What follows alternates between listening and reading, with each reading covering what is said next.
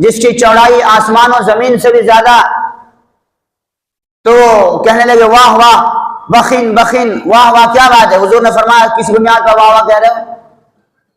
کیا یا رسول اللہ وہ جو خوشخبری آپ سنا رہے ہیں اس خوشخبری کی بنیاد پر مجھے امید ہے کہ میں جنت والے میں سے ہو جاؤں گا۔ تو آپ نے فرمایا انک من اہل الجنہ، ہاں تو بھی جنت والوں میں سے ہے۔ اتنا سننا تھا کہ عمیر ابن الحمام خوش ہو گئے اور کھجور نکال کے کھانے لگے۔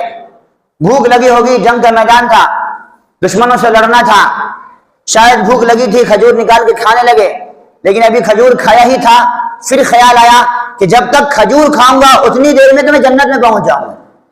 کھجور کو پھینک دیا اور دشمنوں کی فوج میں گھس گئے اور لڑے اور لڑتے لڑتے شہید ہو گئے۔ گویا آپ نے جو مراد تھی وہ پوری فرمائی، اور اللہ کے رسول صلی اللہ علیہ وسلم نے فرمایا انک من اہل الجنہ، تم جنت والے میں سے ہو۔ اس بشارت کو انہوں نے گویا اپنے آنکھوں سے پا لیا۔ اب آگے کا قصہ سنو۔ یہ میں نے 4 بدر کے شہداء کا تذکرہ کیا ہے۔ 14 صحابہ شہید ہوئے تھے، طبرانی کی روایت ہے اور صحیح روایت ہے۔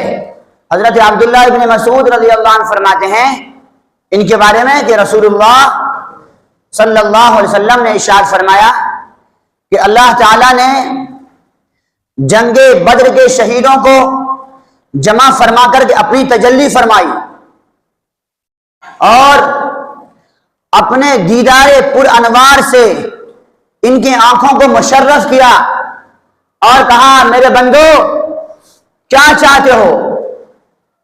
تو اصحاب بدر، شہداء بدر نے اللہ سے عرض کیا اے اللہ، آپ نے ہمیں جن نعمتوں سے سرفراز فرمایا ہے کیا ان نعمتوں سے بڑھ کر کی بھی کوئی نعمت ہے؟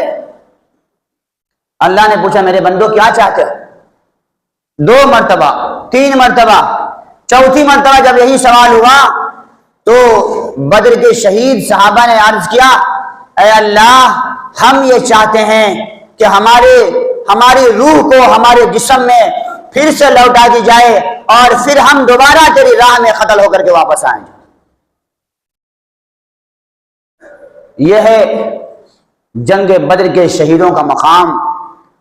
اللہ تعالی تمام امت کو قیامت کے دن جنت میں پہنچنے کے بعد اپنے دیدار سے مشرف کریں گے، لیکن ان صحابہ کو اللہ تعالیٰ نے اپنے دیدار سے مشرف فرما دیا ہے۔